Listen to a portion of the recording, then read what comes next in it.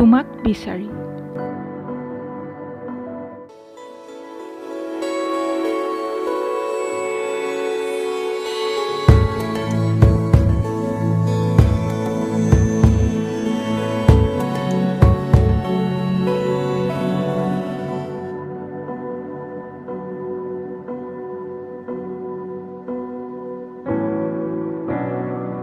জীৱনে মোক কাহানিও জিকিব দিয়া নাই,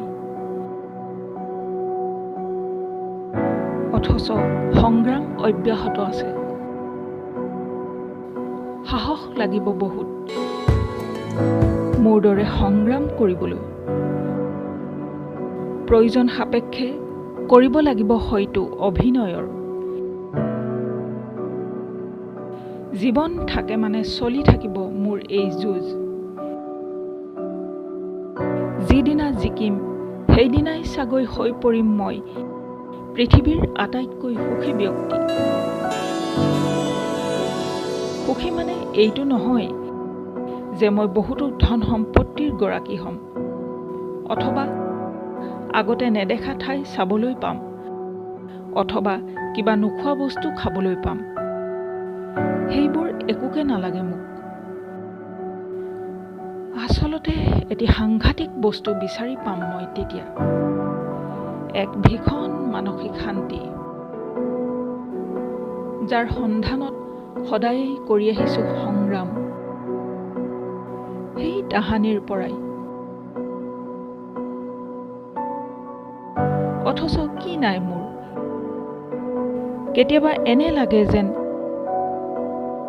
কংক্ৰিটৰ ৰাজমহল সদৃশ বিশালকায় দৈত্যটোৱে মেৰিয়াই মেৰিয়াই আৰু অন্তঃগহ্বৰলৈ ঠেলি দিছে মোক।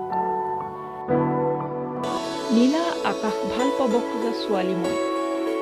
ভাল পাওঁ আকাশ নীলাভ ৰং। ভাল পাব খোজো সাগৰৰ বগা বগা ফেনিল ঢৌ আৰু এক নিভাঁজ পৰিৱেশ সদায় কাম্য মোৰ। কেতিয়াবা জানিবৰ মন যায়, মোক দেখিলে তোমাৰ কেনেকুৱা লাগে চাগৈ? বহুত অহংকাৰী, নাইবা পাগল, নাইবা বহুত আধ্যবন্ত ভেমৰ পাহাৰৰ ওখ চূড়া, নাইবা বহুত খঙাল, অথবা ইয়াৰ একোৱেই নহয়। মাত্ৰ মৰমেৰে ঘেৰি ৰাখিব খোজা স্নেহৰ আৱেশ। অৱশ্যে যদিহে তুমি মোক সঠিককৈ বুজিছা। আচলতে মই তুমি নুবুজা এক সাঁথৰৰ সমষ্টি।